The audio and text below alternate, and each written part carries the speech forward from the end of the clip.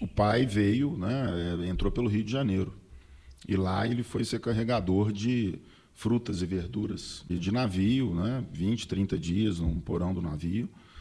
E ele falava, cheguei aqui sem lenço e sem documento. Ele desceu ilegal, né, justamente saindo ou fugindo da Espanha para chegar aqui no Brasil. Então, dentro disso, ele começou a trabalhar em feiras livres, onde ele teve a oportunidade de ter contato com o início do transporte. Mas ele veio parar aqui em Belo Horizonte, que ele falava que tinha 3 cidades que ele gostava muito. Ele gostava de Curitiba, Belo Horizonte e Fortaleza. Se ele fosse escolher, ele escolheria uma dessas 3. Então, ele veio parar aqui em Belo Horizonte, onde nós começamos a Transpes com o pai e com a mãe, porque, pulando um pouco, Belo Horizonte é um berço de grandes construtoras do Brasil. E isso facilitou a que ele começasse a transportar as máquinas. E as primeiras 4 máquinas que ele fechou, sem antes nunca ter transportado uma máquina na vida, porque ele não perdia a oportunidade. Então, foi ele com o Juscelino, que ele falou assim, espanhol, eu tenho 4 máquinas para levar para Brasília. Você faz? Faço. Pode mandar que eu faço.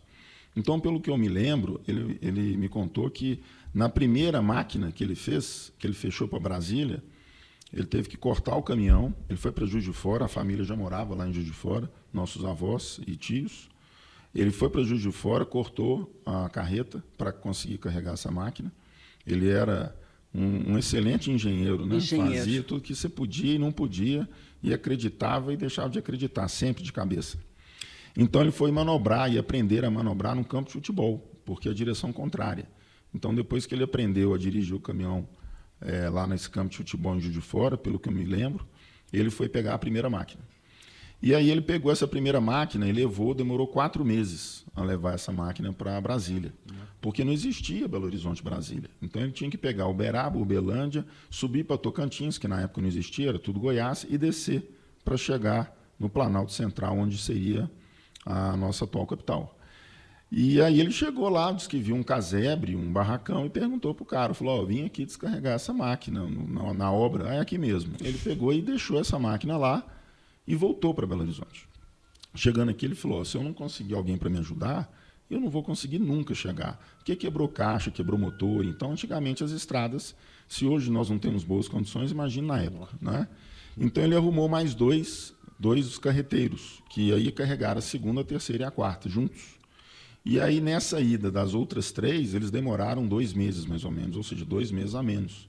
Mas ali ele viu que era um grande negócio, transporte de máquinas, e voltou trabalhando para as construtoras, principalmente todas aqui de Belo Horizonte. Muitas não existem mais, mas algumas existem. E esse foi o nosso principal foco. Até onde nós começamos a trabalhar, nós sempre trabalhamos para grandes construtoras.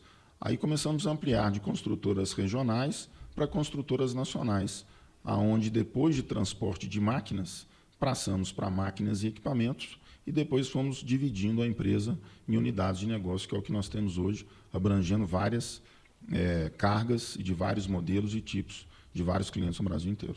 Foi quase um acidente o nascimento da Transpes. Eu vejo que foi uma oportunidade. Sabe? Foi uma oportunidade. Ele sempre foi um homem muito boêmio. Então, ele encontrava com muitas pessoas, principalmente na região da Pampulha, antes ali na Praça Raul Soares, né? Ele ficava muito no mercado, na Praça Raul Soares ali, que era um ponto tradicional de Belo Horizonte, e ali perto do mercado, entre o Mercado Novo e o Mercado Central, que já existiam na época, e ele falava que, achei interessante a Tássia falar que ele falava que era bom se nós tivéssemos, claro, uma casa e comida, que eu acho que é uma necessidade básica que várias pessoas trabalham hoje para isso. Mas ele ainda brincava comigo e falava o seguinte, que não podia faltar cerveja de sexta-feira, entendeu? Então, isso aí ele encontrava com esses amigos dele, e depois, quando eles mudaram para Pampulha, que foi ali entre 69 e 70, talvez. Foi 69, meu aniversário de um ano, já foi lá. E aí ele começou a ter esse envolvimento muito com a Pampulha. Aí, como a Tássia falou, Casa do Baile, Redondo e outros bares clubes que tinham na região. Foi onde ele veio conhecer Juscelino. Eu acho que é muito bacana isso, a gente tem essa nostalgia, porque eu particularmente morei na Pampulha, nasci e fui criado lá durante 50 anos. Então, tem toda uma história e tudo o que realmente aconteceu e se transformou nesse bairro, né? Que eu acho muito bacana e muito interessante. Legal. E quando você lembra do seu pai, você era mais novo assim, ele estava criando um negócio, estava trabalhando para o negócio dar certo, qual que você acha que a maior característica dele como homem de negócios? Bom, o pai sempre foi um homem de bom relacionamento, né? Como ele gostava, sempre gostou muito de jogar bola, gostou muito de esporte, gostou muito de clube. Então, nesses bons relacionamentos dele, ele sempre fez bons negócios. Fez alguns maus negócios também, né? Porque isso acho que é natural. Mas ele fez com certeza mais bons negócios. E como ele achou, como o Sandro falou, que ele achou esse caminho, esse filão de transporte de máquinas, que era um segmento que praticamente não existia, tinha poucas empresas ou pequenas empresas, como temos até hoje no Brasil, que são especializadas nisso. Então ele começou a se dedicar nisso, justamente por ter relacionamento com essas pessoas e entender que era necessidade. Então ele viu ali aquela oportunidade e se dedicou com regularidade, com muita garra, como eu falei, junto com a mãe, nessa empreitada, né, de transformar a empresa num meio de sustento que ele sempre gostou, que ele morou num caminhão antes de fundar a empresa, se eu não me engano, 4 ou 5 anos que ele morou num caminhão, transportando outras coisas pelo Brasil todo.